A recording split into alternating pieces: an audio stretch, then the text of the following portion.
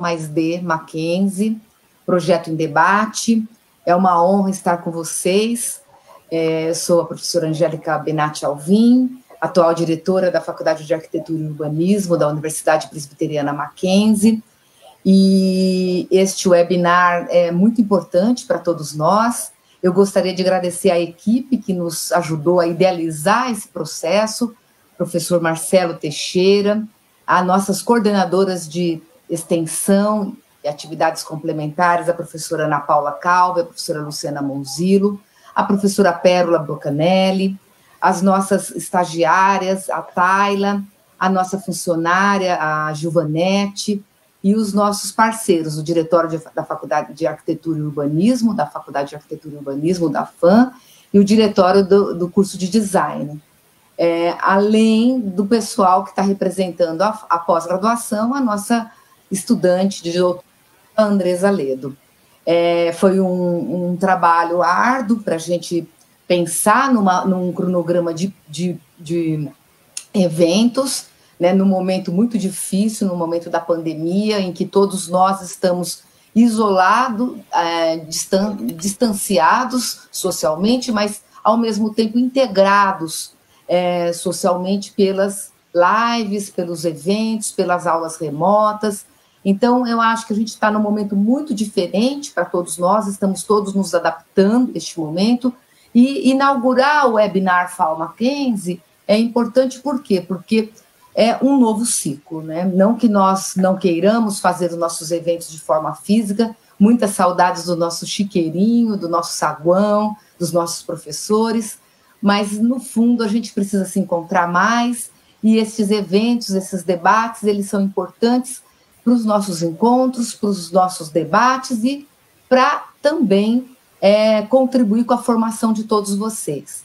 Nós vamos hoje contar com um debate sobre o Manual de Desenho Urbano e Obras Viárias da cidade de São Paulo. É um instrumento muito importante que foi lançado pela Prefeitura Municipal de São Paulo através da Secretaria de Transportes e Mobilidade Urbana, capitaneado pela arquiteta Elizabeth França, nossa atual secretária de Transportes. Fico muito feliz de também falar aqui, porque uma mulher nessa pasta para a gente é muito importante, uma mulher arquiteta, que fez doutorado com a gente na FAO Mackenzie, uma grande amiga e grande parceira.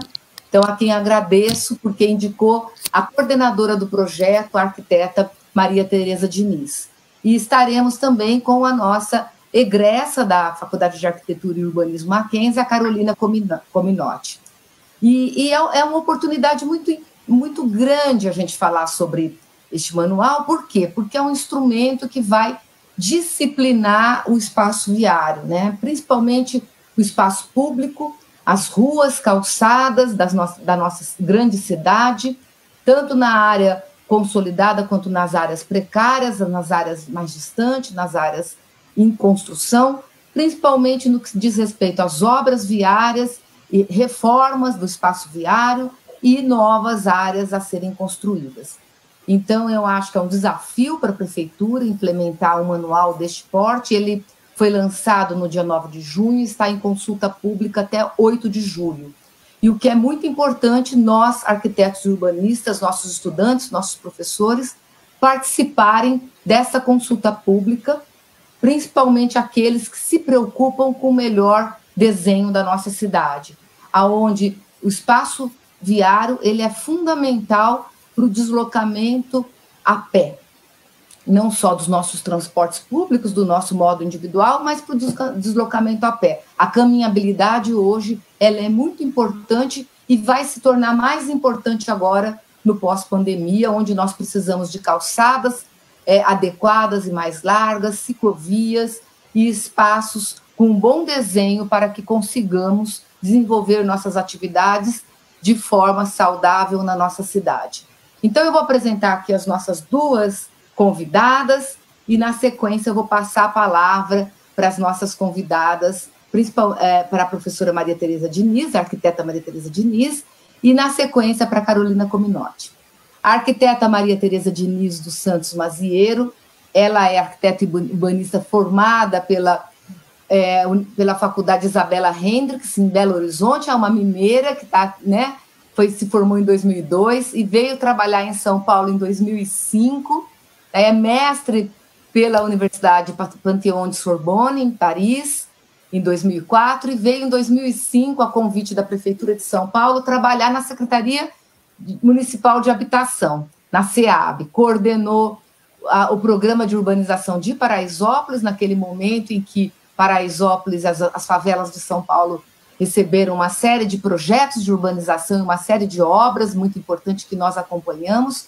Ela coordenou esse projeto, esse programa, entre 2005 e 2012, e também coordenou o GT de projetos na SEAB, liderando uma equipe de especialistas desenvolvendo as diretrizes para a urbanização de favelas e habitação de interesse social do município de São Paulo. Também foi responsável pela equipe do concurso Renova São Paulo, a maior concorrência pública de projetos de urbanização de favelas do Brasil, tá? Que foi uma época muito importante, pioneira nesta fase da urbanização de favelas, e organizou diversos livros na prefeitura, coordenou um curso de especialização na USP Cidades, e atualmente é coordenadora na CT, né, junto à SMT, uma das responsáveis pelo Manual de Desenho Urbano e Obras Viárias. Então, queria agradecer você mais uma vez, espero que você nos traga, de fato, uma síntese, porque o manual eu sei que tem mais de 500 páginas, é muito denso, mas eu acho que vai ser muito importante te ouvir. E, na sequência, eu apresento a nossa outra convidada. Obrigada, Maria Tereza. A palavra está com você. Você pode compartilhar a sua tela. Eu que agradeço o convite. Para nós é um super prazer poder compartilhar com vocês um pouco mais do processo, né, e do conteúdo desse trabalho, e estimular que as pessoas participem da consulta pública, enviem suas contribuições, suas críticas, sugestões, para que a gente tenha um documento cada vez melhor, né, com a participação de todos, contínua. Vou colocar aqui, então, uma apresentação para a gente poder continuar.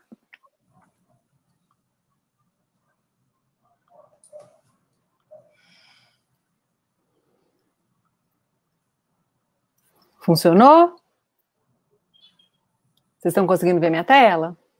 Sim, sim. Sim? Ok, bom. Sim, sim. Então, trazer um sumário, como a própria Angélica já disse, né, a gente não vou entrar aqui em todos os detalhes do manual, mas trazer aqui um pouquinho do processo para vocês. Então, esse é um manual que ele começou a ser feito no ano passado, em janeiro do ano passado, com um grupo de trabalho que eu vou apresentar aqui.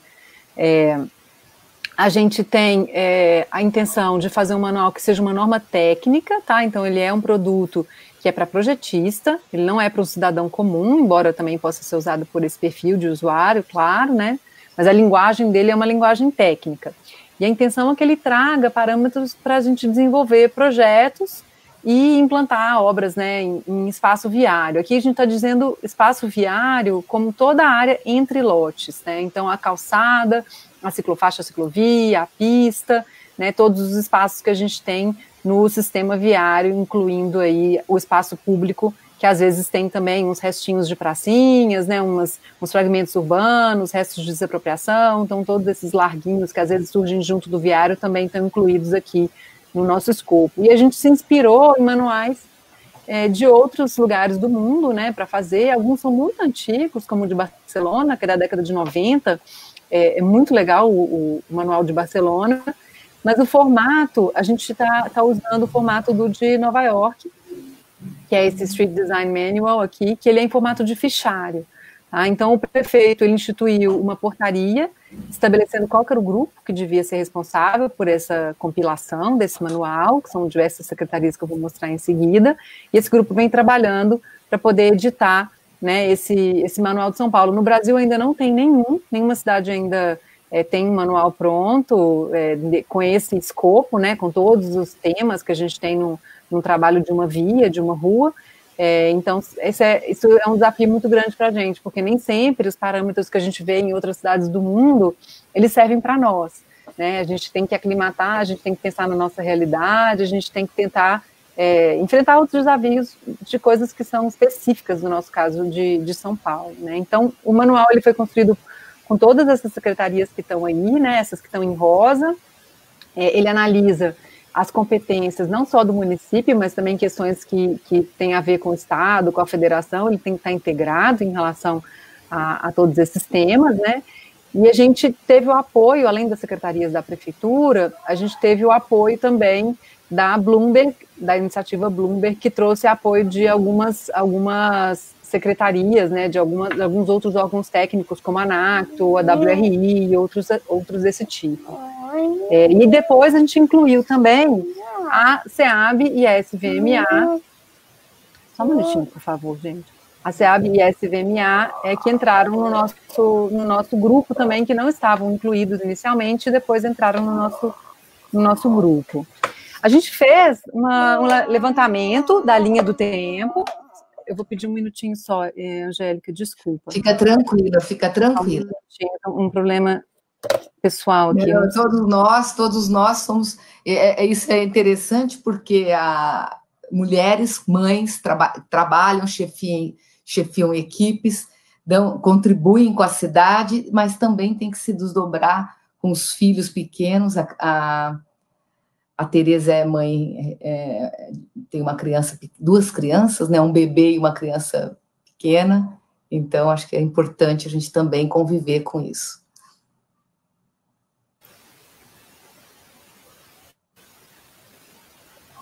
Desculpa, gente. Eu estou com as crianças sozinhas e tem uma criança causando aqui. Então, continuando aqui, vou ampliar minha tela de novo e tentar continuar. Espera aí, só um minutinho. O cara da CNN ficou famoso, agora vai ter muita gente seguindo o modelo dele aqui. Uns anos atrás, ninguém imaginava que ia ter que passar por tudo isso igual a ele. Bom, então, levantamos aqui a legislação, né? A gente fez uma linha do tempo, né? Não necessariamente toda a legislação que seja vigente agora, mas tudo que já foi pensado para esse espaço viário, tanto do município como do estado ou da federação, né? Que a gente tenha que seguir aqui no município de São Paulo. São muitas leis, decretos, portarias, né? Eu não vou ficar passando uma por uma aqui agora, não é essa a intenção, mas o objetivo é mostrar para vocês que a gente fez esse estudo, porque existe toda uma questão de hierarquia de legislação, né, e de limites que um manual desse tipo precisa se preocupar com eles, né? Então, como ele vai ser instituído por decreto, e ele vai ser de uso obrigatório, é diferente daquele manual do Global Design da ANACTO, que as cidades podem aderir ou não a ele, né? No nosso caso, ele vai ser de uso obrigatório, tanto pelos órgãos do poder público como pela iniciativa privada. A gente precisa se preocupar com quais leis existem que a gente não poderia mudar parâmetros de leis, por exemplo, com um decreto, né? Então, a intenção é a gente criar parâmetros agora, reunir parâmetros que já existam, criar parâmetros novos, que a legislação não nos impeça, e continuar evoluindo para referências e recomendações de outros temas que a gente não possa alterar neste momento, tá? Então, todo esse estudo de legislação, ele é super importante para a gente conseguir adequar isso e continuar trabalhando no futuro nas atualizações do manual. E aí, para que ele serve? Ele é um manual que orienta a elaboração de projeto básico para o espaço viário. Ele vai trazer e compatibilizar toda a experiência acumulada dos técnicos da prefeitura. Então, isso para nós é muito importante, porque registrar aqui a vivência e a experiência técnica desses técnicos. A gente sabe que a prefeitura vem passando por um processo, né, de mudança de equipes, de muitos técnicos que estão se aposentando e estão deixando a prefeitura. Não necessariamente essas secretarias tiveram novos quadros, né, aprendizes, discípulos desses outros técnicos, e a gente não queria perder essa experiência acumulada, deixar isso tudo registrado aqui é um esforço enorme e super importante para a gente guardar essa memória de projeto. Então, ele vai estabelecer o que são os parâmetros que a gente chama de recomendáveis, os ideais, né? Vai ter parâmetros mínimos e tem também parâmetros excepcionais. Então, para casos específicos, justificados, tecnicamente justificados, que deverão ser aprovados pela prefeitura, isso também é possível pelo manual, né? E ele vai esclarecer e ratificar as prioridades. Então, é muito fácil a gente falar que o pedestre é prioridade. Difícil é fazer isso virar realidade, né? Então, o manual ele precisa trazer soluções técnicas que tornem isso uma realidade, né? Porque lei não garante nada, a gente sabe disso. Não adianta a lei falar que está garantida a prioridade do pedestre se a gente não conseguir fazer uma obra, né, que consiga estabelecer isso na prática. Então, acho que isso é um dos pontos muito importantes, uma das preocupações muito grandes do manual, né, e que a gente consiga aproximar essas necessidades, essas prioridades de segurança viária, né, de todos os temas, da questão do processo projetual mesmo. E como base legal, a gente se apoiou em diversos documentos, né, os principais a gente traz aqui, mas tem diversos outros, que são o Vida Segura, que é o Plano de Segurança Viária de São Paulo, o Manual de Desenho Urbano, ele é uma das metas do Vida Segura, ele é super necessário para esse fim, né, o Plano Diretor Estratégico, também o Plano Estratégico de Longo Prazo que a gente tem, que é o São Paulo 2040, então todos os princípios, né, desses planos, eles precisam estar alinhados com o que essa escala de projeto que a gente traz aqui, o Plan Mob, nosso plano de mobilidade, e também os programas de meta, porque tem muitas ações que estão sendo feitas agora que servem de inspiração também, que são práticas recentes da prefeitura, que servem de inspiração também para o manual, né. Então, a cidade de São Paulo, ela vem avançando há muitas décadas já na redução dos acidentes fatais no trânsito, né. A gente sabe que ainda tem um caminho longo a percorrer, mas a gente já conseguiu ter uma queda enorme, né, com grandes ações estruturais que mostram, né, que esse gráfico aqui mostra que são quedas abruptas, e a gente chegou num ponto que os problemas estão pulverizados no território, né, eles não estão concentrados em alguns, embora a gente tenha avenidas, locais que são os campeões de acidente, né, mas a gente tem os nossos acidentes, as vítimas e os acidentes fatais, eles estão pulverizados, então uma das grandes linhas de ação que a prefeitura precisa percorrer são as obras que vão alterar a geometria do nosso sistema viário, então mexer em raios de curva de esquinas, mexer em sinalização, em semaforização, né, então melhorar a nossa infraestrutura desse sistema viário, desse espaço viário, para que a gente consiga reduzir os atropelamentos, que são um dos maiores problemas que a gente tem, e também os acidentes com motos, né, os motociclistas. Essa é uma questão que é muito específica de São Paulo, né, a gente procura esse tipo de assunto em outros manuais aí do mundo, a gente não encontra solução específica para motociclistas, a gente sabe que é um problema que tem em várias outras cidades, talvez não tenha um volume tão alto igual a gente tem aqui em São Paulo, mas o enfrentamento ainda não está muito registrado tecnicamente, especificamente para motociclistas, a gente tem que enfrentar esse assunto junto com os outros temas dentro do nosso manual, né, ele é transversal a todos os temas. Então, um dos grandes desafios é sistematizar todo esse conhecimento e apresentar ele, comunicar ele de forma eficiente, de forma clara, né, para que o projetista saiba buscar a informação que ele precisa ao iniciar um projeto, os detalhes, etc. Tem todo um processo de governança que precisa apoiar, né, a aplicação desse manual, não adianta a gente criar um manual e ficar na gaveta, ficar na prateleira e ninguém conseguir aplicar esse manual, então a gente está tentando criar, né, junto com o decreto que institui o manual, a gente está criando uma governança, que é um grupo de aprovação de projetos, que vai avaliar esses projetos desde o seu início de planejamento até a sua implantação, e também a gente se preocupa em transformar a cidade existente, então que a Angélica estava falando de requalificar a cidade, mas também expandir a cidade da forma correta. O nosso grande desafio é requalificar, é refazer o que a gente já tem pronto, mas a gente sabe que a gente também tem feito vias novas e que nem sempre essas vias novas estão feitas da forma correta, de uma forma boa, né, que busca a boa técnica. Então, a gente orienta esses dois caminhos dentro do manual. E continuamente, né, registrar, avaliar, aprimorar. Então, o manual, por ele ser em forma de ficha, a intenção é que a gente consiga ir atualizando essas fichas, criando fichas novas quando necessário e até suprimindo uma ficha que eventualmente não seja mais necessária. Então, ele está dividido em 6 capítulos. Primeiro, a introdução, né, que vai trazer os textos iniciais. Depois, a gente tem os procedimentos, que vão falar de todas essas fichas do que são os tipos de tipologias de viário, quais são a forma de governança, o financiamento, né, onde a gente pode buscar recursos para esses tipos de intervenção, os parâmetros de desenho do viário, então todos os espaços do viário, o espaço do pedestre, o espaço da bicicleta, o espaço da pista, né, as obras de arte, as pontes, todas essas áreas da cidade, os elementos urbanos que vão se sobrepor ao sistema viário, então postes, todos semáforos, né, mobiliário urbano, né, todos esses elementos que estão no espaço, e a infraestrutura verde, não só a arborização urbana, mas também os jardins de chuva, outros tipos de infraestrutura de dispositivo verde que a gente tem na cidade. E encerra com os textos finais, um glossário e outros textos de apoio de conclusão. O formato final, ele vai ter um formato impresso, então a gente ainda não sabe quando a gente vai conseguir lançar o formato impresso do manual, mas a gente, porque as gráficas estão fechadas por causa da pandemia, então a gente está com um problema, mas a gente está com o apoio da Bloomberg, da Vital Strategies, a gente está bolando um site, uma plataforma online, que é onde vai estar reunido o mesmo conteúdo do manual em papel. A gente vai ter também o manual e outras funcionalidades que o formato digital nos permite ter, né? Então, um mapa onde os órgãos públicos vão cadastrar essas intervenções e links e outros tipos, né, de informações que o cidadão vai poder ver e que a prefeitura também vai poder usar no trabalho dela.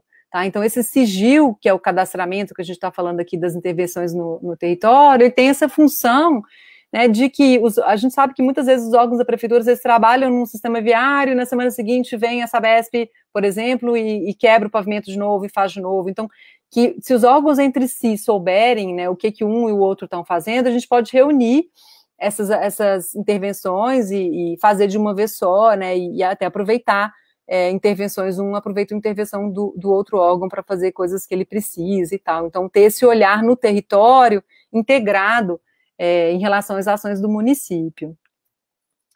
Então, a gente abriu para a consulta pública vai até o dia 8 de julho, a gente espera, né, que a gente consiga receber bastante contribuição, é super importante que as pessoas participem desse momento, critiquem, avaliem, ajudem a gente a construir um documento, né, que seja melhor para todo mundo. A gente sabe que tem muita experiência também fora da prefeitura, né, de coisas que a gente às vezes não teve esse olhar e que a gente possa melhorar o nosso manual.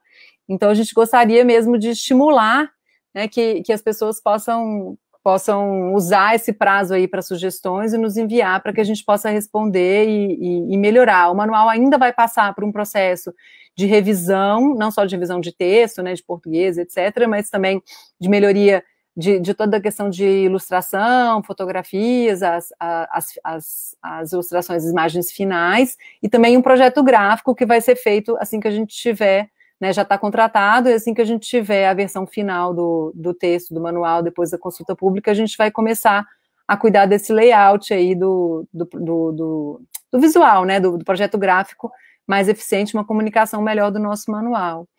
Então, eu acho que a gente pode continuar no debate, falando dos outros detalhes do manual aí que a gente vai discutir.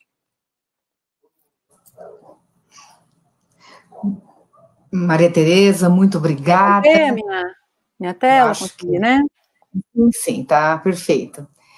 Muito obrigada, acho que a apresentação foi bastante sucinta, dada a complexidade do manual, mas também muito objetiva e a importância dele. Eu vou passar a palavra agora para a nossa convidada, que é a nossa egressa Carolina Cominotti, que é arquiteta e urbanista pela Universidade Mackenzie, Presbiteriana Mackenzie, desde 2010, é mestre em espaços públicos e abordagem de projetos pelo Instituto de Urbanismo de Paris, onde se especializou na humanização das cidades por meio da mobilidade ativa, analisando ruas de São Paulo e de Paris, do ponto de vista do pedestre e do ciclista.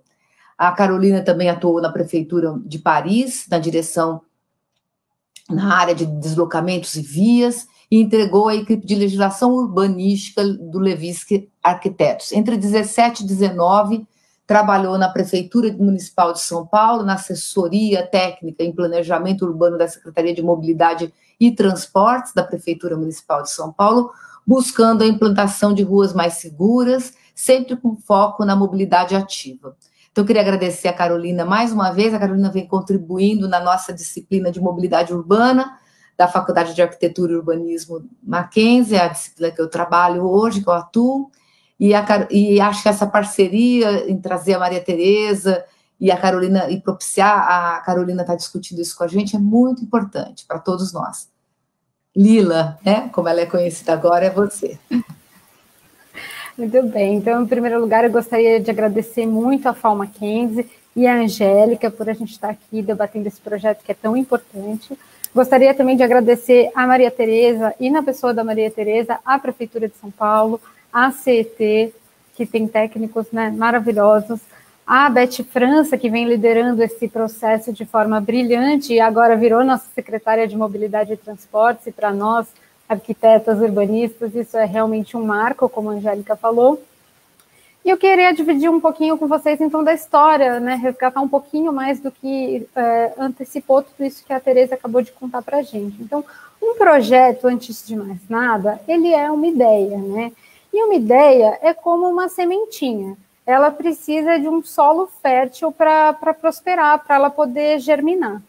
E o manual, como a Tereza colocou, ele vem sendo elaborado, toda essa parte densa que a gente viu, né, essas 500 e poucas páginas, há mais ou menos 1 ano e meio. Mas eu calculo que outro 1 ano e meio foi necessário para fazer com que o manual pudesse estar hoje em consulta pública. Então, a gente remonta isso mais ou menos ali em 2017, onde o Sérgio Aveleta era o secretário de Mobilidade e Transportes. O Sérgio, que hoje está no WRI e que tem uma vasta experiência na área de mobilidade e transportes, já foi presidente do metrô, da CPTM, e que sempre foi muito sensível a essa pauta da mobilidade ativa em especial. Ele mesmo é ciclista. E lá na Secretaria de Mobilidade e Transportes, então eu integrava a assessoria técnica, que é a assessoria que dá apoio e suporte, subsídio ao secretário. Então, junto ali com um time de especialistas, a gente fazia essa ponte, na verdade, entre a secretaria, que tem um time que é bastante enxuto, porque ela tem 2 empresas vinculadas que são muito robustas, que é a CET, que cuida da gestão do tráfego, e a SP Trans, que cuida da gestão do transporte público. Então, a assessoria técnica fazia essa ponte, né? Faz essa ponte entre as áreas técnicas das empresas e o secretário. E justamente na assessoria técnica ficava a incumbência de identificar essas janelas de oportunidades e de cavar algumas dessas oportunidades. Então, eu lembro, por exemplo, até pela anedota, o Sérgio, à época, instalou um pedal noturno. Como eu falei, ele é ciclista, então ele gosta bastante de pedalar, e junto, quando acabava o expediente, lá para 9, 10 horas da noite, quem queria ficava convidado para fazer um pedal noturno. E por muitas vezes participou com a gente o Bruno Covas, que à época ele era vice-prefeito e secretário das prefeituras regionais.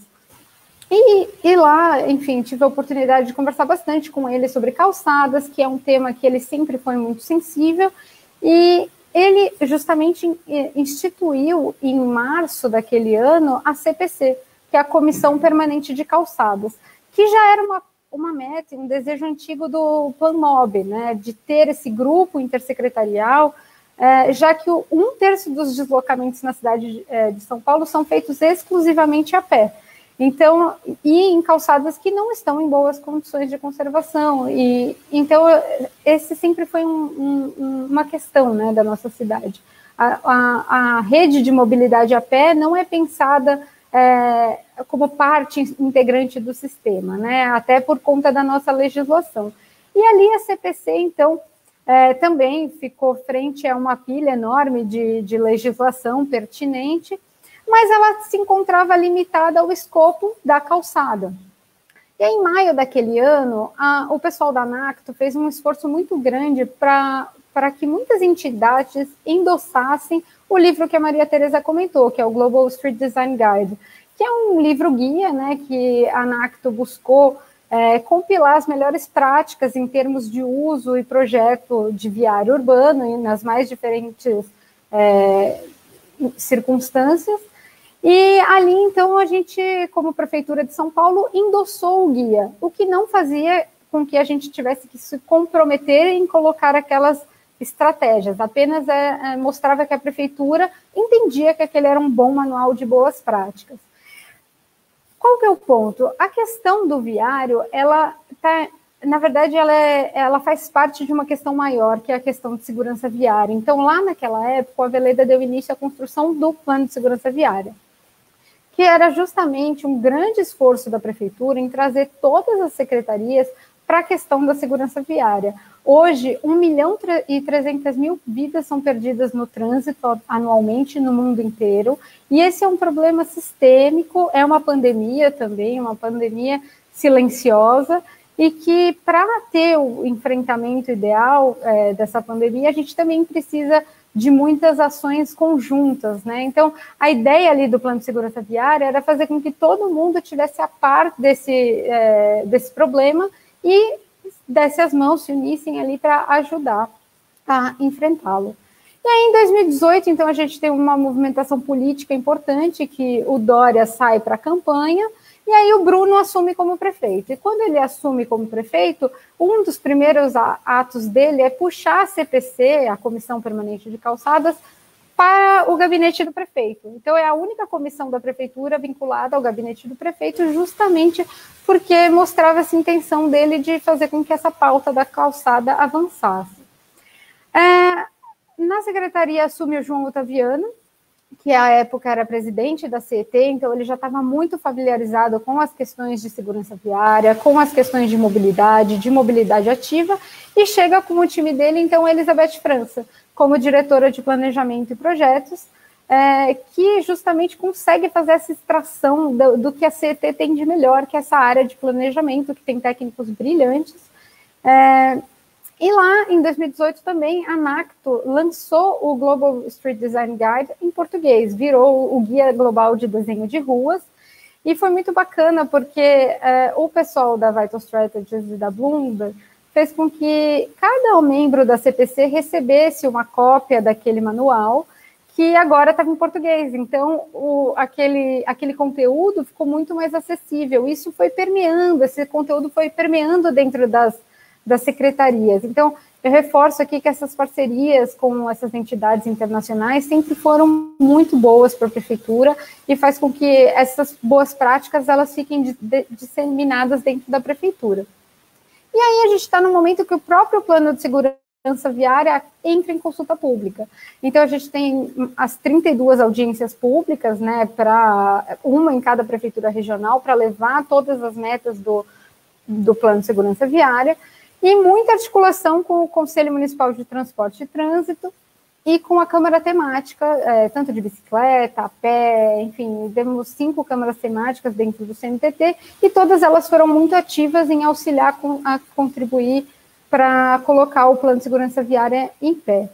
E fica claro ali naquele momento a importância de ampliar o escopo, de olhar para a rua como um todo. Então, em outubro, uma delegação da SMT vai para Nova York, para fazer reuniões com o Departamento de Mobilidade e Transportes deles, né, o DOT, e reuniões com a própria NACTO, e justamente para consolidar questões do plano de segurança viária, do plano cicloviário, que também estava em construção à época, e o pessoal do DOT nos apresentou, então, o Street Design Manual deles, que tem esse modelo de ficha, que é super bacana, porque é realmente como um fichário daqueles da época de escola.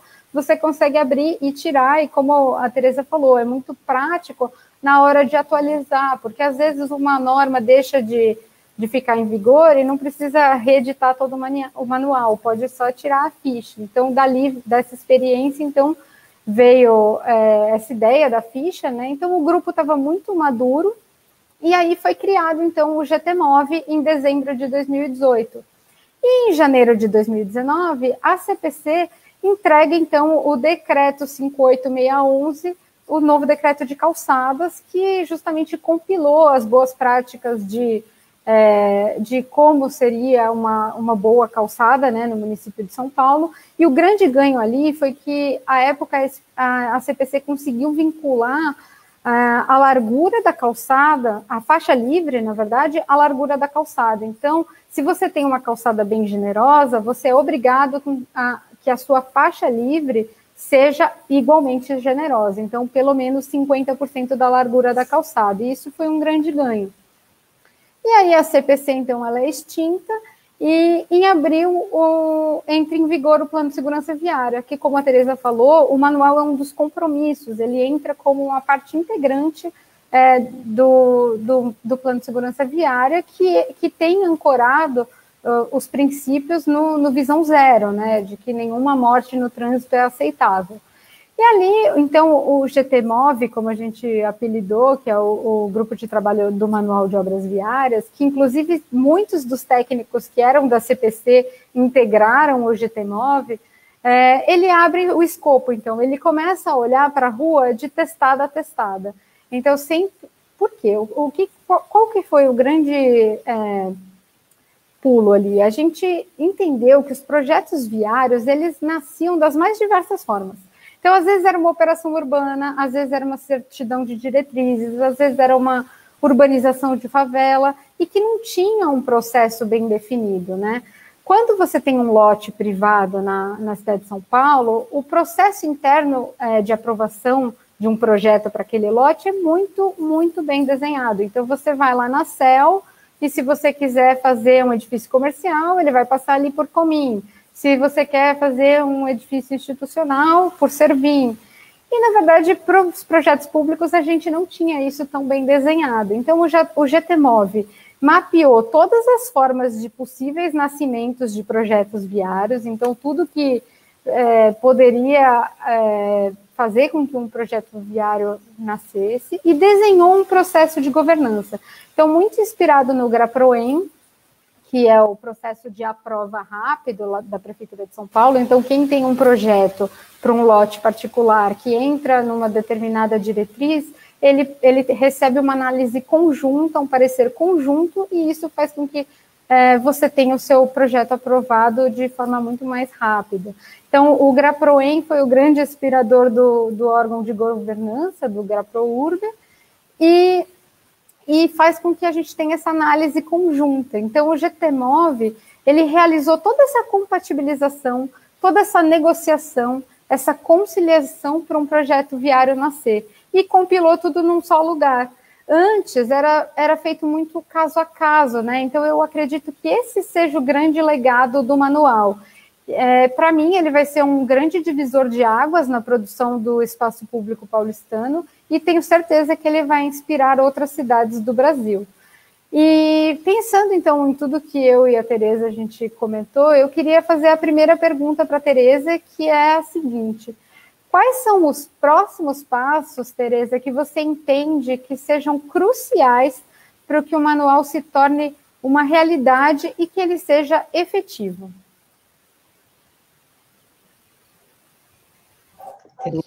Bom, obrigada, Carol, por essa explicação toda aí adicional, super complementar. A Lila participou com a gente, né, desde o início, participou do GTMOV, então inclusive antes de eu entrar nesse processo, então tem um histórico até mais antigo do que eu. Eu entendo que com a criação do GRAPROURB, né, que a gente está chamando assim na consulta pública, que a gente vai ter um processo de aprendizado, né, não só de análise, mas também de aprendizado dos próprios órgãos da prefeitura em relação aos trabalhos dos outros setores, né? Então, quando eu obrigo um projeto mais complexo a passar por um órgão desse da prefeitura e todos têm que analisar e ouvir os comentários dos colegas em relação aos seus temas, a gente começa a integrar cada vez mais e enxergar e negociar melhor as nossas necessidades em relação aos temas setoriais. Então, a gente fala, por exemplo, arborização, né? A arborização ela vai ser prioridade para a SVMA, mas aí a SPO vai fazer uma obra, para ela é prioridade a vala técnica, que vai passar todas as concessionárias. Como que a gente integra as duas coisas, negocia os espaços, a pista é importante para os carros, ou, né, para o trânsito, etc. Então, como a gente tem um espaço que ele já é pré-estabelecido, no caso das requalificações,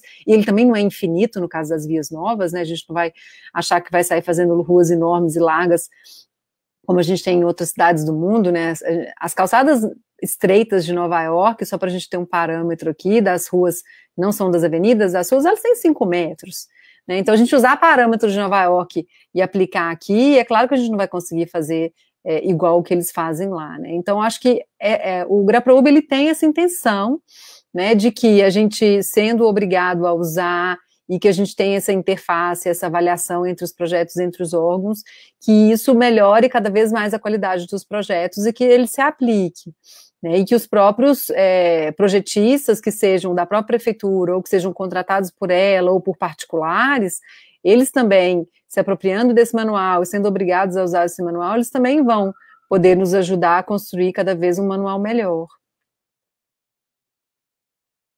E acho que só completando, desculpa, mais uma ideia que a gente tem, às vezes que não é para agora, né, mas que pode ser para momentos futuros, seria que o manual tivesse talvez filhotinhos, digamos assim, de cartilhas, né, e documentos que orientassem outro tipo de público, não só o público técnico, mas também outro tipo de público em relação às coisas que são essenciais, né? Então, quando eu falo que um particular é responsável pela calçada na porta da casa dele, será que esse manual, ele comunica com esse particular, né, com todos os tipos de munícipe que a gente tem, com todos os perfis de munícipe que a gente tem na cidade? Então, talvez ter outros tipos de manuais com outros enfoques, para outro público, outro tipo de comunicação, ou vídeos, né, ou outros formatos, também possa ser interessante como futuras ideias aí para continuar aplicando o manual. Sem dúvida, né? Eu acho que esse é um trabalho que ele vai se retroalimentar, e eu acho que foi muito importante a gente chegar até aqui, porque fala muito da cidade que a gente quer ser, né? A gente já chegou até aqui, né? A gente já tem uma cidade construída, mas como a gente pode qualificar e melhorar e estabelecer essas prioridades claramente. Então, foi o que você falou, não é muito fácil a gente falar, o pedestre é prioridade, mas para isso passar para a prática é um longo caminho.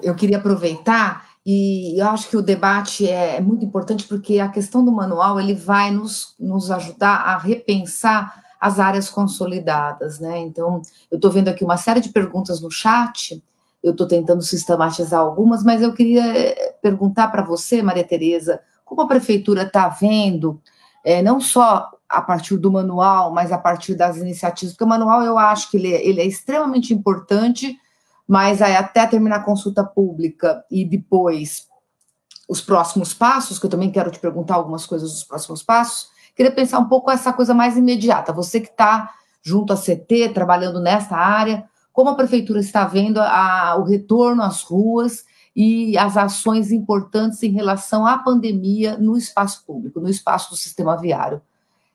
Eu sei que você está à frente do manual, mas você também está trabalhando nessas frentes mais operacionais atualmente.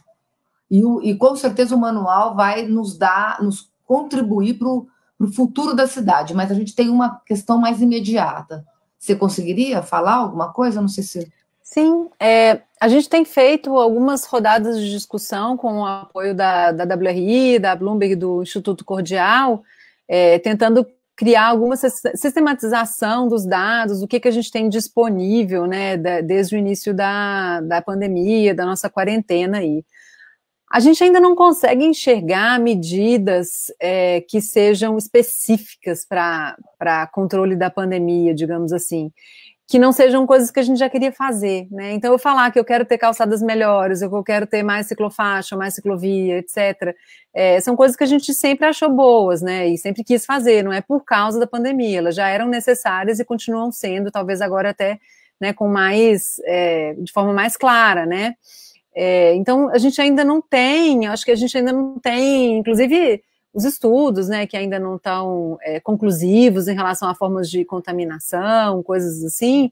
Eu acho que essa é uma discussão que tem que continuar acontecendo para o futuro, para ver se a gente consegue estabelecer medidas e metas de diretrizes que sejam específicas para esse tipo de problema, né? Mas eu acho que as grandes metas, aí, os grandes objetivos do manual em relação à mobilidade ativa e também ao transporte coletivo como uma das prioridades, eles já têm essa intenção de melhorar a nossa mobilidade, o nosso bem-estar, conforto, acessibilidade, segurança viária, né, todos esses temas que estão como pano de fundo para esse assunto aí. Mas a gente está começando a discutir isso sim. Eu vou tentar trazer algumas perguntas aqui do chat para a gente tentar dinamizar. Tem um colega aqui que perguntou, eu acho que é bastante importante o que ele está perguntando, bom, falando um pouco do prazo de 8 de julho, tem algumas pessoas que comentaram que ele é um prazo pequeno, né? Vocês tinham definido inicialmente 22 ou 23 de junho, e agora 8 de julho. Conta um pouquinho aí desses prazos E quais são os próximos passos após terminar a consulta pública? Acho que isso é importante para a gente esclarecer para a gente tem feito algumas rodadas, né, de conversa como essa, esclarecendo algumas coisas, tirando algumas dúvidas.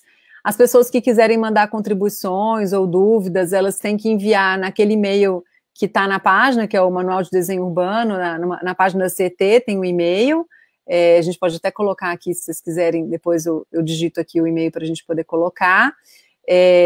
E a gente, em seguida, a gente vai receber todas essas contribuições, fazer uma análise, o GTMOV vai fazer análise de todas as contribuições. Claro que algumas secretarias, elas têm competências específicas em relação aos temas, e elas vão recepcionar esses comentários, e a gente vai rediscutir no grupo e responder para a sociedade. Então, dizer tudo que a gente recebeu como contribuição, quais que a gente acatou, incorporou, e quais que a gente rejeitou, e com a justificativa, né, do porquê da gente não ter incorporado a sugestão. Então, acho que é um processo de transparência, como qualquer outra consulta pública, né, deve ser. Não, isso é importantíssimo. Mas é enorme, né, porque, imagina, dependendo do tanto de comentário que a gente receber, o trabalho de revisão não vai ser rápido, né, então tem que ser eficiente nessa. A Renata Semin e algumas outras pessoas anteriormente perguntaram sobre essa questão da comunicação, né? Como fazer uma boa comunicação de um manual complexo. Acho que a ideia da ficha é fantástica, quer dizer, você ter fichas, mas se a gente imaginar que tem muita gente com dificuldade de entender, né? Principalmente o leigo, né? Acho que esse é um ponto. Vamos ter cartilhas de esclarecimento mais fácil para a população? Como que vai ser essa forma de comunicação depois na implementação do manual, pós a revisão, e como que vai se dar isso? São ideias ainda, né? Estamos no plano de ideias para o futuro. Nesse momento, o manual, o perfil, né? Ele tem um perfil técnico, ele é uma norma técnica, ele não está feito para o cidadão comum, ele está sendo feito para o projetista, para um arquiteto, para um engenheiro que fazem projeto de sistema viário, de espaço viário, de urbanismo, né? Então ele vai ter essa linguagem, ele não tem uma linguagem de cidadão comum mesmo, não é esse o objetivo desse manual. Tá? Eu acho que depois a gente pode ter, né, levantar quais são os temas que devem ser feitos, outros manuais, ou outras cartilhas, ou coisas assim, para o cidadão comum, para a sociedade como um todo, mas o perfil desse manual não é esse, é realmente ser um documento técnico. Tereza, mas eu acho que vai ajudar bastante também a questão da plataforma, né? Sim. Acho que a gente tem essa ideia de, uma vez que isso estiver online, isso já facilita bastante, já é outra linguagem. Eu acho que a gente não é o mesmo conteúdo, Lila. A plataforma vai ter exatamente o mesmo conteúdo do manual. Tá? É o texto idêntico, ele é igualzinho, ele não vai ter outra linguagem, não. Não vai ter outra linguagem. Ele vai ter links, né? Então, por exemplo, se eu coloco a legislação, aí eu consigo clicar e abro a legislação. Né? Eu posso ter filminhos, eu posso ter outras mídias, né, dentro da plataforma online, mas o conteúdo é idêntico ao do manual impresso. Até, né, o projeto gráfico é idêntico, é todo idêntico. Tem uma pessoa que perguntou o seguinte, acho que essa pergunta é interessante porque acho que liga justamente no cidadão comum, né? Ele coloca, enquanto as calçadas de São Paulo só terão solução na hora que a prefeitura reassumir a gestão, o projeto e a conservação das mesmas. Eu sei que vocês estão trabalhando um manual de normas técnicas que vai auxiliar o projetista, vai auxiliar as obras públicas, né? Mas se a gente imaginar que as nossas calçadas, elas, embora sejam parte do sistema viário, elas são, na verdade, de responsabilidade do proprietário, tanto a construção quanto a manutenção, e este é um grande problema, o problema da não uniformização das calçadas, né? Então, eu queria que você comentasse um pouco isso, porque para a área central, a gente sabe que a gente tem um padrão até muito bom das nossas calçadas, mas quanto mais a gente se afasta do centro, as nossas calçadas são péssimas, e é ali que a gente circula, a mobilidade ativa, ela é parte, precisa desse suporte urbano, dessa infraestrutura. Não, com certeza. A prefeitura está com um trabalho enorme agora, né, do plano emergencial de calçadas, vocês devem ter visto por aí, tem obras acontecendo em vários lugares da cidade, Então, eu acho que já é um primeiro passo da prefeitura assumir essa responsabilidade, começar a fazer intervenções, né, e obras mesmo, nessas calçadas. Eu acho que isso já é um primeiro passo que a gente tem para mostrar eu acho que quebrar alguns paradigmas em relação a esse assunto, né? Começou há 15 anos atrás, de forma um pouco mais intensa em relação à acessibilidade, e isso vem crescendo na prefeitura. Então, acho que isso é uma boa notícia, e a gente espera que isso continue aumentando.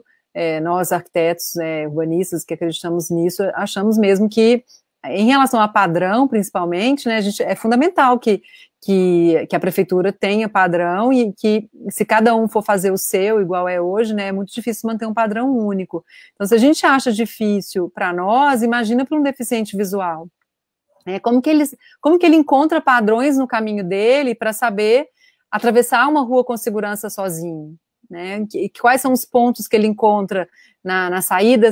Como que ele sabe que ele vai descer na guia, na esquina, e que ele vai terminar do outro lado da rua no lugar certo?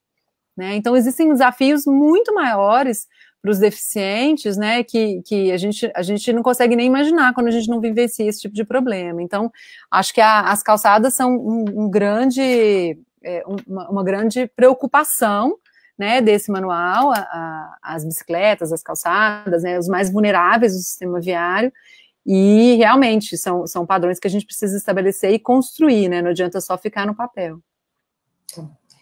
Acho que esse tema é fundamental. Eu vejo várias pessoas aqui preocupadas com essa orientação ao cidadão comum, porque, no fundo, é o cidadão comum que faz a conservação e a manutenção das calçadas. Então, se não tiver realmente diretrizes e normas claras para a cidade, eu acho que o esforço é um esforço, ele é muito importante, mas eu acho que a gente precisa estar sempre preocupado com essa linguagem. Já existem, né? Cartilhas de calçada já existem para o cidadão comum, né? Esse é um tema que já vem desde 2005, né? Inclusive o Zé Renato Melhem, ele cuidava disso desde o início lá nessa época, na Secretaria de Subprefeituras. Então, as cartilhas específicas de calçada para cidadão comum, elas já existem. Mas eu acho que a gente pode aliar o manual e fazer outras coisas no futuro e continuar aprimorando e melhorando. Da mesma forma que a gente tem cartilha para pedestre, cartilha para ciclista, a CET tem essas cartilhas também. Então, eu acho que a gente pode diversificar, né, outros materiais de comunicação para o cidadão comum que partam dos princípios das diretrizes do Manual de Desenho Urbano e Obras Viárias. É muito importante, porque está aqui o professor Paulo Jaquinto, do Mackenzie, colocando, né, como que esse manual incidirá no espaço privado, nas áreas privadas, né, porque a calçada é um espaço público, mas, de qualquer forma, muitos de nós entendemos que, como ela é gestão e responsabilidade do setor privado, como ele incidirá. Mas acho que você respondeu, eu acho que por aí a gente tem que depois entrar nesse manual, tentar entender melhor para a gente contribuir com esse debate.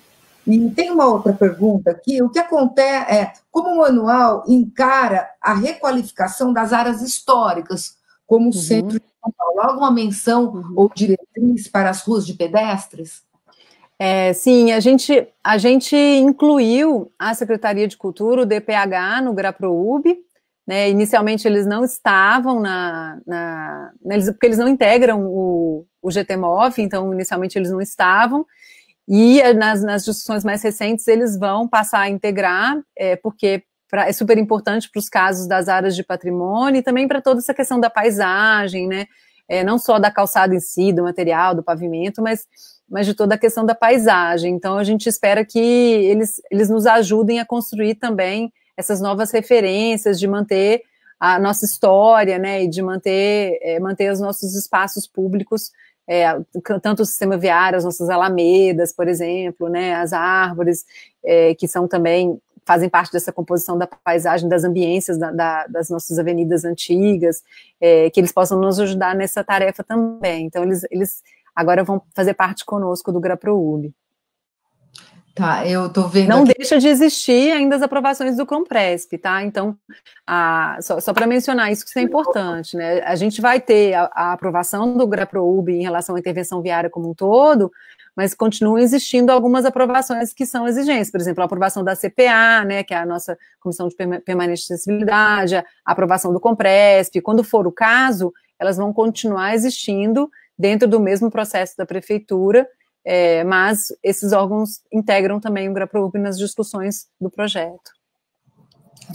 Queria perguntar também para você, eu acho que tem uma questão extremamente importante, que é a questão do mobiliário urbano, né? Como que o manual orienta por exemplo, a disposição não só das bancas, você tem como que ficam essas regras, né? Bancas de jornais, bancos para sentar, se há esse pensamento da gente também introduzir melhor, não só qualificar o mobiliário urbano existente, mas inclusive padronizar o mobiliário urbano na cidade de São Paulo. Uhum. Sim, e tem uma seção grande de mobiliário, no capítulo 4, que é o capítulo de elementos urbanos, ele tem todos os elementos que a gente posiciona sobre os espaços do espaço viário, né? Então, a SP Urbanismo participou muito ativamente dessa sessão, eles têm, inclusive, um concurso recente, né, de mobiliário urbano, que a gente usou o material deles, desse concurso, como informação dentro do nosso manual, mas esse assunto está todo integrado. Ele tem que respeitar algumas regras que já tinham sido criadas no decreto de calçadas, né, então ele continua respeitando essas regras, né, que foram super debatidas, né, e todas as questões de segurança também, desses espaços, etc., mas traz isso reunido junto com o manual para ter esse olhar integrado também. Quer passar a palavra? Tereza, desculpa, gente, eu tive uma falha de energia, piscou aqui, aí eu caí e voltei. Dessas coisas do online. Eu queria que você comentasse com a gente um pouquinho melhor como foi o processo de construção do manual, né? Como está sendo junto à sociedade civil organizada, porque a gente sabe que, além do Conselho Municipal de Transporte e Trânsito e das suas câmaras temáticas, a gente tem bastante, enfim, organizações da sociedade civil que são muito interessadas, engajadas. Como está sendo essa troca, como está sendo essa experiência na construção desse manual? A gente sabe que algumas entidades já estão reunindo seus associados, né, para fazer as contribuições. Por exemplo, a gente teve uma discussão com o Ciclocidade, com o Cidade a Pé, o Como Anda, né, eles estão fazendo um documento conjuntamente para nos entregar. O IAB também tem uma plataforma de colaboração que está coletando todas as contribuições, o Instituto de Engenharia também está fazendo esse trabalho, vão passar para a gente, e algumas dessas entidades têm pedido, às vezes, reuniões conosco, né? Então, além de mandarem por escrito, estão pedindo para debater algum assunto específico, tirar alguma dúvida, então a gente está à disposição para esse tipo de contato também, antes do prazo se encerrar, né? Às vezes para poder, antes de mandar, de consolidar os documentos, se quiser discutir alguma coisa, tirar alguma dúvida, a gente também está à disposição para esse tipo de reunião. E vai continuar depois, né, claro. Então, mesmo depois que tenha terminado, em todos os momentos de revisão, que vão ser coordenados pelo GRAPROUB, a sociedade vai continuar podendo mandar para o GRAPROUB suas sugestões de alteração e vão ser avaliadas e alterando de forma bem dinâmica, né. Eu acho que isso, com certeza, vai ser uma coisa muito interessante, até porque a gente está vendo, então, por exemplo, a eletrificação dos veículos, esses veículos precisam ser recarregados, então isso a gente ainda não está abordando no manual, mas como ele tem essa visão, né, das fichas, então eu acho que isso vai ser muito dinâmico, essa troca com a sociedade civil, porque tem bastante coisa ainda por vir, né. Eu acho com certeza, sempre tem, né, não podemos congelar. Eu vou ler aqui uma pergunta que eu achei muito interessante, do Gastão Salles. Me parece que, na verdade, eu acho que é uma espécie de crítica construtiva para a gente discutir, que eu acho que a Tereza pode nos esclarecer. Me parece que ter um manual que venha a regrar ações pontuais não tem o potencial de resolver problemas identificados. Seria importante prever projetos para determinadas áreas que serviriam de pano de fundo para todos aqueles que viessem executar, reformar calçadas nas respectivas áreas. Tá? A Prefeitura Municipal de São Paulo está buscando essa ideia de metaprojeto. Acho que o manual, ele, no fundo, busca orientar os metas-projetos, né? Eu queria que você comentasse um pouquinho sobre isso. Ele está na escala de projeto, né? Então, a prefeitura já tem um plano de mobilidade, já tem um plano de metrô, tem todo esse contexto que dá o apoio, plano cicloviário, então os planos das subprefeituras, então são diversos documentos, o plano da habitação, plano de saneamento, diversos documentos que orientam quais transformações no território devem acontecer. Então, toda vez que um projetista tiver de fazer uma intervenção, uma requalificação no sistema viário, ele vai ter que analisar todos esses projetos, mostrar que ele analisou todos esses planos, né, ver quais eram as diretrizes que esses planos estabeleciam para esses lugares, para depois ele poder propor o projeto. Então, essas etapas, todos esses fluxos, eles estão sendo definidos dentro do GRAPROURB, de quais são os elementos que têm que ser apresentados, até para o próprio GRAPROURB poder analisar se o projeto está de acordo, se ele não esqueceu de verificar nada em relação aos planos, exigências dos próprios planos da prefeitura. Senão a gente fica com aquele tanto plano na gaveta também que ninguém segue, né? Eu acho que essa é uma questão, né? Porque são tantas as regras, e acho que o manual, ele pretende também fazer uma aglutinação das regras, né? Para que a gente consiga... Sim, ele tem algumas regras básicas que ele traz para dentro, mas o detalhamento de alguns manuais que são muito extensos, ele vai continuar remetendo a esses manuais. Então, por exemplo, todas as regras de sinalização horizontal, vertical da CT, a gente não vai trazer tudo isso para dentro do manual, a gente vai remeter aos manuais que vão continuar existindo. Até porque esses outros manuais, eles também têm seus processos próprios de atualização, né, que não precisariam passar por todo o GRAPROURB, porque a CT tem independência em relação a isso. Então, também tem essa questão da hierarquia e das competências da prefeitura, tem toda uma análise de governança que está por trás dessa proposta, que é importante para a gente não travar ninguém de atualizar seus temas, né, mas que a gente consiga reunir todas as informações num lugar só. Então, é complexo. E essa plataforma também vai ser muito legal, porque justamente vai facilitar muito a vida do projetista, né, de ter um único lugar de consulta, onde você sabe aonde ir, e você vai clicando e destrinchando as legislações que são mais complexas. Esse super apoio da Vital Strategies, a gente conseguir fazer essa plataforma agora. Isso não estava, a plataforma e o sistema de georreferenciamento, isso não estava previsto ainda no orçamento da prefeitura, então foi muito legal. Tem uma muito legal, né, que é a de Boston, que é o Boston Complete Streets. Eu acho que com certeza vai servir de grande inspiração, porque ela é super dinâmica e a interface é muito bonita e fácil de usar, né? Esse é muito bom. Eu acho que a gente está num momento em que essa combinação entre tecnologia, já o processamento e, ao mesmo tempo, a execução dessas questões no espaço físico, ela é fundamental, né? Então, tem uma pergunta aqui que eu acho que ela é muito importante, porque traz a ideia das crianças. Como o manual contempla, eu imaginaria tanto a criança quanto o idoso, né? E aí a questão da cidade brincante, é a Juliana Marques que está colocando, porque ela atua nessa área da cidade brincante, da cidade para a criança, então, estimulando a autonomia, a mobilidade. E aí eu penso no lado oposto, né? A gente tem uma sociedade que vem envelhecendo e que o espaço público ele deveria ser um lugar com muita possibilidade de caminhabilidade, de exercícios para esse idoso. Só que não é isso que a gente encontra na maior parte das cidades brasileiras, né? Em geral, a gente tem um espaço público muito hostil. Queria que você comentasse um pouco sobre isso, sobre essas pontas, né, das nossas faixas etárias, tanto a criança quanto o idoso. A gente dedicou algumas fichas, uma ficha a esse assunto, né, exatamente porque a gente entende que esse assunto merecia um destaque, merecia uma menção separada, né, mas esse é um tema que ele é transversal ao manual. Então, é claro, quando a gente projeta para os mais vulneráveis, a gente está incluindo todo mundo, né, então o desenho universal, né, o olhar da segurança viária em relação à criança, a altura da criança, né, então toda aquela questão que a própria Van Lee fala do Urban 95, né, que é 95 centímetros a altura de uma criança, então sem preocupar com a questão da segurança. Por exemplo, uma criança quando vai atravessar a rua, se eu tenho um vasão grande junto da esquina, ela sai de trás do vaso, o carro não vê, né, então a intervisibilidade, então tem muitos assuntos que são importantes, que o projetista leve em consideração a criança e o idoso em relação ao tempo de travessia, por exemplo, né, então a gente tratar esses dois perfis, né, essas duas faixas etárias, como os nossos pedestres mais vulneráveis, né, e que merecem essa atenção. E se a gente estiver projetando bem para eles, a gente está projetando bem para todo mundo. Então, a CT tem alguns projetos específicos para esse público, por exemplo, a Territórios Educadores, Rota Escolar Segura, né, e aí esses projetos nos ensinam muito. Então, a gente trouxe algumas diretrizes desses projetos para dentro do manual. E a própria Anacto está para lançar o manual, né, com esse olhar, com esse recorte, e eu acho que... Da criança, né? Exatamente, a gente pode incorporar, então, posteriormente, fichas específicas para brinquedos no espaço público, enfim.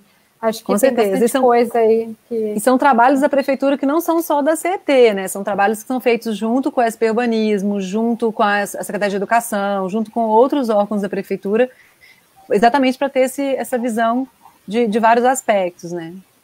Sim, garante uma qualidade enorme para esses projetos, porque ele tem uma qualidade em vários âmbitos, inclusive pedagógico, né? Eu acho que são projetos mesmo incríveis. Territórios Educadores, Rota Escolar, realmente são projetos muito bacanas. Tereza, tem outra pergunta aqui que eu achei interessante, que eu estou tentando fazer uma triagem, tem muitas perguntas, nós estamos com a sala lotada, acho que muita gente está acompanhando, muita gente interessada neste tema. Eu acho que é um tema crucial para a cidade, e tem um colega, o Pisa, que ele coloca aqui a importância do subsolo, né? Quer dizer, o manual está também fazendo uma orientação em relação a essas redes de infraestrutura, galerias, redes de água, esgoto, chega a tratar desse tema ou não? Esse tema ainda não está pronto, esse é um tema que está em desenvolvimento, então são fichas que vão ser agregadas daqui a pouco, tá? Porque a gente passou por uma reestruturação na prefeitura de Convias, teve algumas mudanças administrativas na prefeitura, e aí o desenvolvimento dessas fichas junto com as concessionárias, ele está um pouco mais atrasado em relação às outras, tá? Mas esse é um tema, sim, que está na nossa estrutura do manual, porque você precisa integrar, né? Então você pensa, se eu faço uma caixinha da Comgás, e a caixinha da Comgás, ela tem que estar na calçada, e a Comgás quer que ele esteja junto do lote, e não na faixa de serviço, muda tudo, né? Porque aí eu vou ter um monte de tampa de caixinha na minha faixa de acesso, né? Então, essas questões precisam ser amarradas, inclusive elementos que são novos na cidade. Não sei se vocês já viram, por exemplo, uns totens que a Comgás tem colocado para poder avisar o não escavar, que são coisas que são novidades no nosso espaço público. Então a gente tem que negociar algumas coisas com eles também ainda antes de fechar o texto dessa parte de concessionárias, de infraestrutura subterrânea, mas isso vai estar no manual em breve. Ah, que bom, isso eu acho que é muito importante. É fundamental. Até aquela regra, né, que a gente fala, a tampa a rede fica no terço da via, mas o que é o terço da via, né? Depende da largura da via, então é muito complicado. Queria que você falasse um pouquinho mais sobre a questão das ciclovias. Olha lá, uma criança linda. Oi, tudo bom? Falasse um pouquinho mais sobre as ciclovias para a gente. Você, a própria Carol pode também colocar um pouco como que vocês estão pensando a rede de ciclovias. Eu acho que a gente tem que imaginar que a questão da ciclovia hoje ela é fundamental na cidade, porque é um transporte que vem crescendo muito a participação, né? A gente sabe que ainda é pequeno.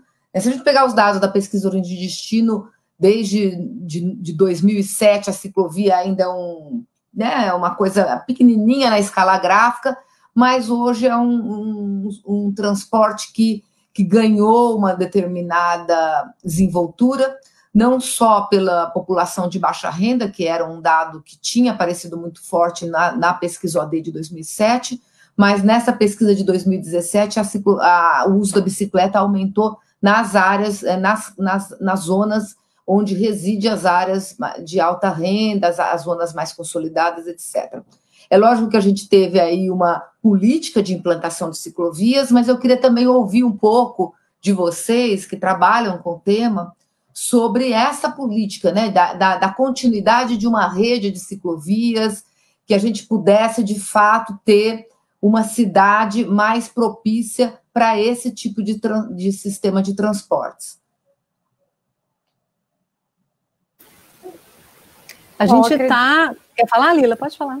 Não, eu ia comentar, na verdade, que a infraestrutura, ela gera demanda, né? Então, a partir do momento que você implanta a ciclovia e ela é segura, as pessoas começam a utilizar. Então, eu acho que se a gente quer fomentar, e a gente quer, porque a gente sabe que é um transporte que não tem emissões, enfim, tem inúmeras vantagens, então a gente precisa fomentar a construção de ciclovias que sejam seguras, bem conectadas com a rede de transportes, então perto dos terminais.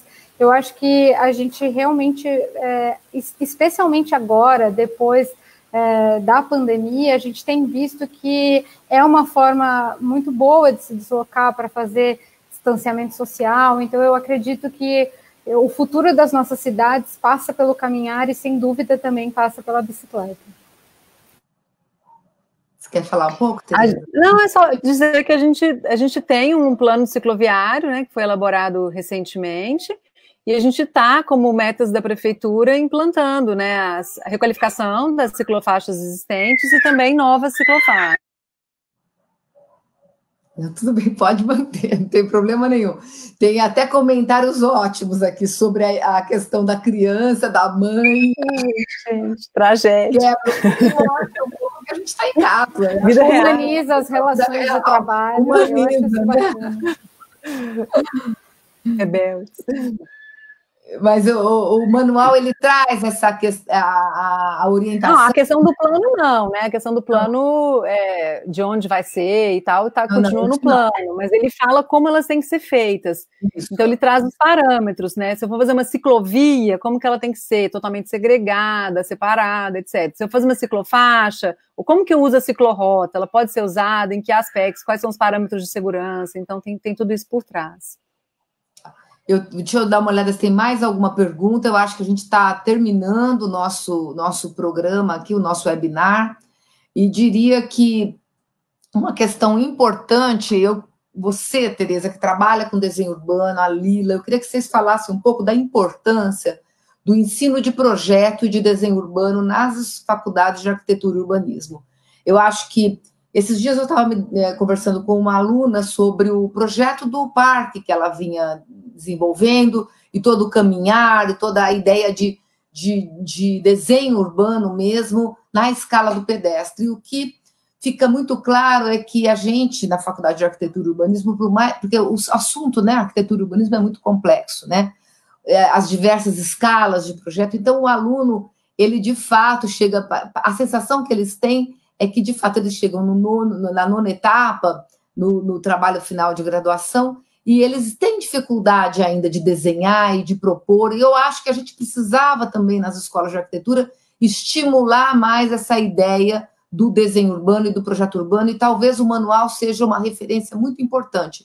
A NACTO lançou recentemente um manual para cidades, para o espaço público em relação à pandemia, e eu acho que é uma referência importante, mas é um padrão para cidades europeias, cidades dos países desenvolvidos. E a gente tem aqui um problema muito sério, que nas nossas áreas consolidadas a gente tem até uma boa circulação uma boa infraestrutura de circulação de pedestres, embora tenhamos bairros com escadas, degraus, cada calçada de um padrão. Eu mesmo moro na Lapa, e é muito difícil, às vezes, andar pela Lapa com o cachorro ou a pé, quer dizer, porque não são calçadas amigáveis. Quando a gente vai para a periferia, a situação se agrava muito.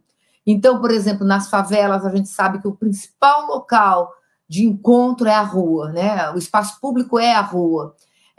E a urbanidade e o desenho dessas áreas são das áreas precárias, né? Não há desenho, não há uma preocupação com esse espaço. E eu lembro que vocês, na época da urbanização de favelas na prefeitura, trabalhavam muito essa ideia, né, do espaço público. Eu lembro um debate que nós fizemos sobre Paraisópolis, e a discussão era essa, né? Como trazer, como, na verdade, implementar um sistema de espaços públicos em Paraisópolis que, de fato, dê conta dessa população que caminha, que usa, que anda, que vai para a escola, que brinca, que joga futebol, e, ao mesmo tempo, a circulação do carro, né? E a gente sabe o quanto isso é difícil. Então, eu acho que isso é muito importante para os nossos alunos e para os nossos estudantes estarem preocupados com o desenho desse espaço, com o projeto desse espaço. Eu queria ouvir um pouquinho de vocês sobre essa questão da escola, né, do ensino, e de como isso é importante para que os nossos alunos de fato, se capacitem. Com certeza. Uma das ideias do manual, né, da versão impressa do manual, ela ser feita pela imprensa oficial, é que a gente conseguiria ter uma tiragem da própria prefeitura, que a prefeitura vai fazer a distribuição e é gratuita e tal, mas que se essa tiragem se esgotasse, que as pessoas pudessem comprar na loja da imprensa oficial, né? Então a gente pode fazer isso junto com, igual é Nova York. Nova York é assim, a prefeitura tem uma lojinha que você vai lá e compra todos os manuais dela em papel, se você quiser, né, na versão.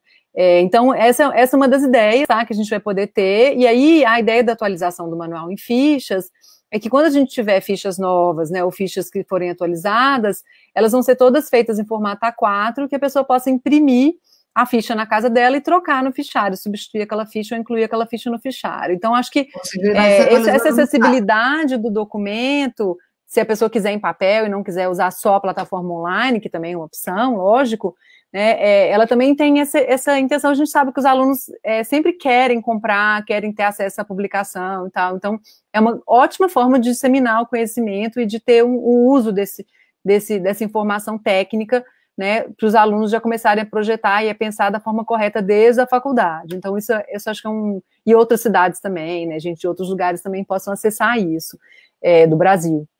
Então, principalmente do Brasil e da América Latina. Então, essa é uma das nossas preocupações. E eu acho que em relação aos assentamentos precários, uma coisa que a gente falava sempre na SEAB, e a gente continua tentando introduzir isso aqui na discussão do manual, nos parâmetros desse manual também, é que nem sempre as normas que a gente tem, elas servem para essas áreas, né? Que elas foram pensadas para áreas normais. E aí eu não posso deixar toda essa região da cidade no limbo, né? Até porque as normas, às vezes, nem são boas para elas, né? Então, a gente tem que pensar nas necessidades daquele lugar com a realidade deles, né? Então, há algum problema em compartilhar a rua, no carro passar junto com os pedestres na rua, com segurança, em baixa velocidade, com moderação de tráfego, com acalmamento do viário, né, tendo espaço para o pedestre se refugiar, igual quando a gente vai, por exemplo, na área medieval de Barcelona, né, que não tem a calçada separada em nível em relação à pista. Então, acho que as urbanizações de favela, elas trouxeram muitos exemplos de implantação de coisas que a gente tem medo de fazer na cidade formal, porque às vezes não respeita uma norma assim, o assado, essa faixa está muito estreita, vai ficar perigoso, não vamos fazer, a gente não faz. E lá, como às vezes não tem outra solução, ou como a realidade é muito diferente, né, a gente fez e deu certo. Né? Então, também é um espaço, é um laboratório de a gente testar coisas, inovar e fazer pilotos e avaliar que deu certo. Não sem todo o cuidado e a boa técnica. Por exemplo, a gente tem um problema em vielas, em favela, que é em relação a motos. As pessoas que moram nas vielas, né, e têm motos, elas querem guardar as motos nas suas casas para não serem assaltadas, não serem roubadas, mas as motos em vielas, que são curvas, por exemplo, em alta velocidade, elas trazem perigo para o pedestre, né, se a pessoa não estiver andando com a moto em baixíssima velocidade ou até desmontado da moto. Então, tem relações de projeto que precisam ser pensadas em relação àquele local específico, e é um super desafio para os projetistas. Então, acho que a gente tem que trazer um manual que sirva para a cidade inteira, para todas as realidades que a gente tem na cidade e todas as melhorias que a gente precisa trazer, e não fazer tudo né, parecer igual na cidade inteira, porque nunca vai ser. E nem é para ser. Nem é para ser, eu acho que é exatamente isso, né? A gente foi lá, bebeu nessa fonte que é o manual da NACTO e outros manuais que são tão legais, mas a gente precisa olhar para a nossa realidade, né? E a nossa realidade, eu acho que ela foi escancarada pela pandemia, né? A gente fala de fazer distanciamento social, lavar a mão, sendo que a gente está falando de uma cidade que ainda, infelizmente, tem 2 milhões de pessoas que não têm acesso à água todos os dias. Então, a gente tem desafios muito próprios que são muito da nossa realidade que a gente precisa enfrentar. Então, eu acho que é muito bacana porque o manual ele teve esse cuidado, essa preocupação em olhar para a nossa realidade local. Então, e ele virar uma ferramenta de estudo, né, de trabalho nas faculdades, eu acho isso essencial, porque claramente a gente precisa que os nossos estudantes saibam projetar para dentro e para fora do lote. Então, eu acho que esse olhar local para a calçada, para a rua, para o espaço do pedestre, o espaço do ciclista, é essencial que a gente comece já desde a faculdade olhando para eles. Tem uma pergunta aqui que eu acho interessante. Aliás, tem várias perguntas, tá? Eu não tô dando conta de olhar todas as perguntas. Acho que é o grande dilema desse debate que várias pessoas estão colocando, e aí eu acho que a Tereza já abordou muito bem, e a própria Lila, mas eu acho que ainda continua sendo impasse, essa ideia da calçada, que ela é, na verdade, um espaço público, mas ao mesmo tempo é de responsabilidade do proprietário, né? Então, acho que várias pessoas aqui já colocaram a importância de se reverter essa lógica. Mas eu acho que vocês colocaram bem, a gente devia colocar assim, tem uma pergunta que fala o seguinte, 60% do espaço público é exclusivo para automóveis, né? A gente sabe que vocês estão preocupados com o sistema viário como um todo, né? E a gente sabe que o sistema viário ele é dividido em faixas de rolamento de pedestre, de carros, mas 60% do espaço público é ocupado para as vias onde passam os veículos sob pneus, né? Eu diria que não é só automóvel privado. Então, como reverter essa lógica? A gente está numa cidade que é consolidada em termos de área central, mas que ainda continua se expandindo. Há alguma diretriz? Você falou no início da sua apresentação, Tereza, sobre a questão dos bairros novos e dessa expansão. Eu, particularmente, sempre tenho pensado que a gente não devia expandir, a gente devia cada vez mais adensar e ocupar os nossos vazios. Mas a gente sabe que novos loteamentos muitas vezes são feitos, né, principalmente em áreas periféricas, e aí eu acho que talvez um manual como esse poderia induzir a uma lógica distinta, quer dizer, tentar inverter essa relação entre ruas destinadas para carros, não, ruas destinadas para pedestres. Então, qual é a sua posição, e mesmo a posição do manual, e você também, Lila, de entender que essa lógica é uma lógica que predomina nas cidades brasileiras, mas que a gente precisa reverter essa lógica dos automóveis em relação aos pedestres?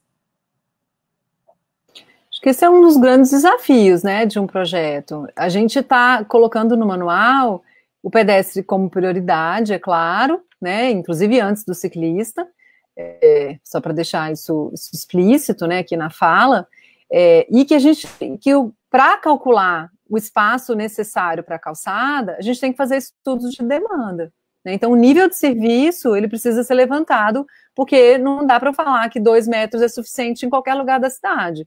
2 metros pode ser bom e pode ser horrível, né? Depende da demanda que eu tenho de pedestre naquele lugar.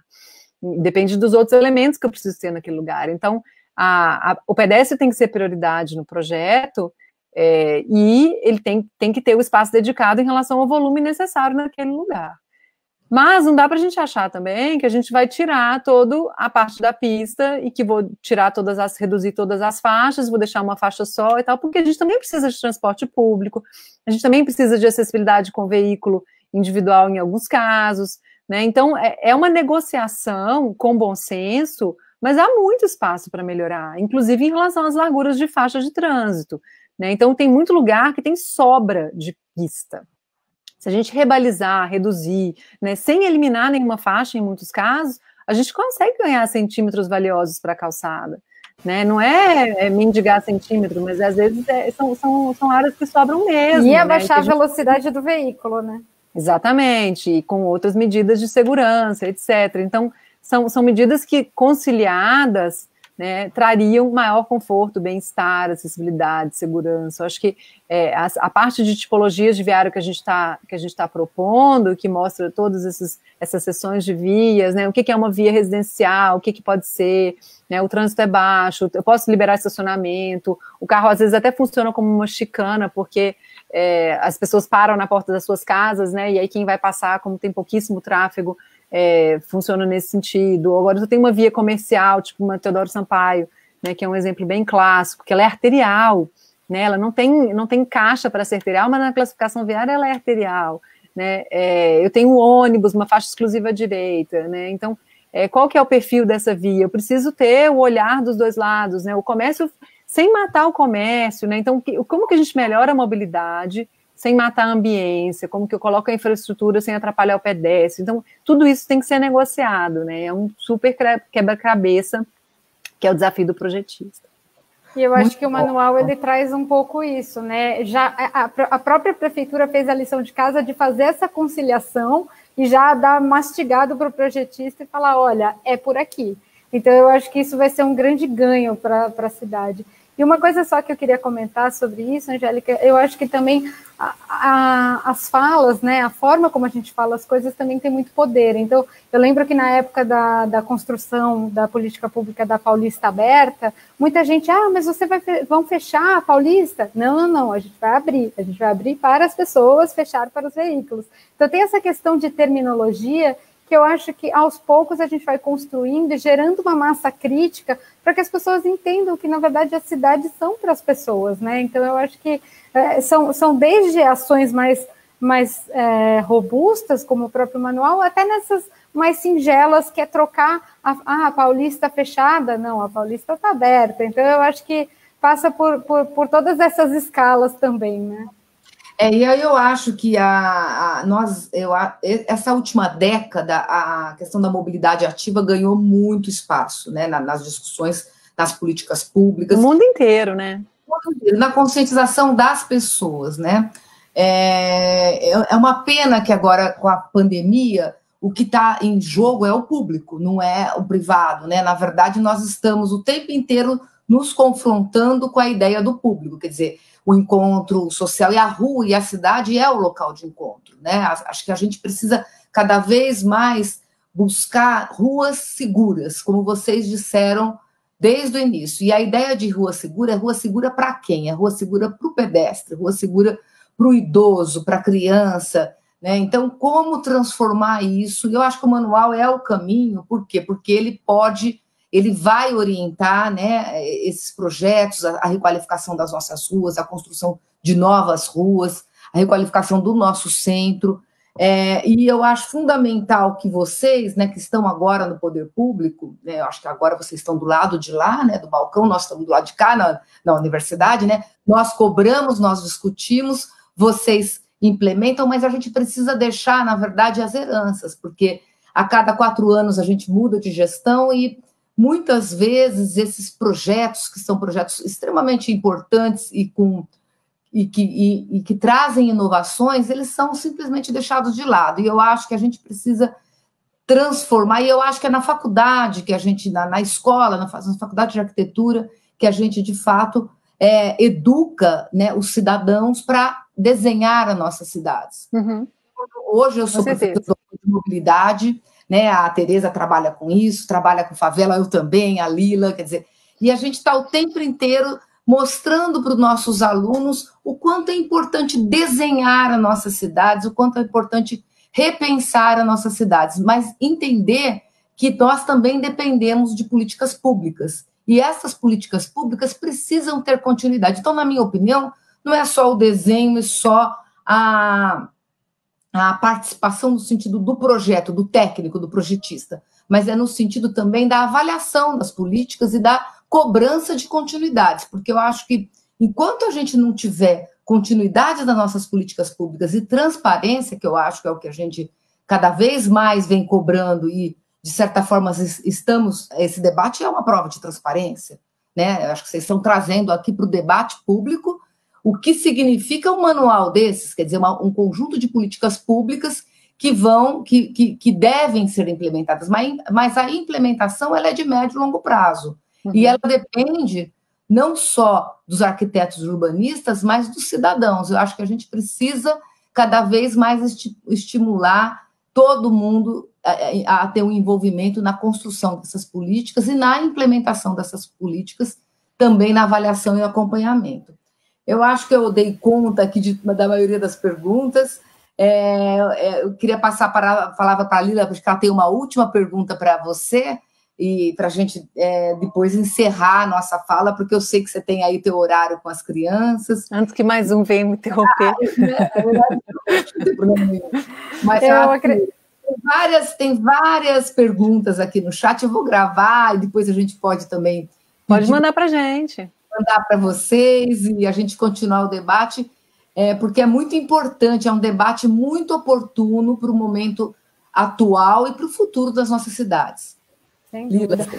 Eu acho que a construção da política pública, né, ela tem que sempre passar por todos os setores da sociedade. Então, o primeiro setor, o poder público fazendo, então, regulamentando, implementando, o mercado também, que precisa produzir, fazer, o terceiro setor, que é a sociedade civil organizada, também fomentando, cobrando, e a academia, a mídia, todo mundo precisa atuar na construção da política pública. E nesse sentido, Tereza, a gente sabe que o manual é extenso, né? Ele tem mais de 500 páginas e que ele está aberto a contribuições. A gente queria só saber, deixar aqui para o pessoal que está ouvindo a gente, qual que é a melhor forma agora de contribuir com o manual nesse momento e como os nossos estudantes, os técnicos que estão assistindo, eles podem ajudar a prefeitura na construção desse manual. Qual é a melhor forma de receber essas contribuições agora, como eles fazem e para onde envia, enfim, para você deixar isso detalhadinho aqui para o pessoal. Na página da CET, a gente tem, logo no início lá, tem a consulta pública do Manual de Desenho Urbano e Obras Viárias. Quando você clica nessa seção, aparece o e-mail que a gente está recebendo todas as contribuições, que eu digitei aqui, não sei se vocês conseguem colocar nesse banner. Deixa eu ver aqui. O e-mail é manual de desenho urbano @cetsp.com.br. Então, a gente está recebendo todas as contribuições nesse e-mail. É .com.br. Tá, vou pedir para o pessoal digitar no chat do Facebook. Você pode repetir, Tereza? Manual de desenho urbano @ctsp.com.br. Acho que está registrado aí no chat. Deixa eu dar todo mundo pode enviar as contribuições lá para a gente poder responder. É importante registrar lá, né? Porque os chats que ficam, às vezes, dessas discussões, nem sempre a gente capta tudo. Então, tem que mandar para lá. Tá, eu pedi para o pessoal digitar. Eu espero que eles tenham digitado. Eu não estou conseguindo olhar aqui. Mas, de qualquer forma, a gente depois passa e deixa visível com o banner. O professor Marcelo, que está nos ajudando. Tem um E a mais aí. Um E a mais. CT, é CT. CET. Ele está digitando. Tá? Não é CET, CET. Marcelo, obrigada. Joia. Agora sim. Aí. Eu queria, mais uma vez, agradecer a Tereza Diniz, que é uma pessoa que tem uma garra de trabalho, sempre atuando aí nessa parte, contribuindo com esses projetos, principalmente na parte de projetos urbanos, projetos de desenho urbano. A nossa Carol, né, a Lila, que tem também feito um trabalho muito bonito em relação a essa mobilidade ativa. Eu acho que todas nós somos lutadoras, batalhadoras por esse tema. A Elizabeth França, que nos deu a oportunidade, uma pena que ela não pôde participar, mas parabéns mais uma vez, espero que consiga aí, porque tem um desafio e tanto pela frente, né? O retorno não vai ser fácil, né,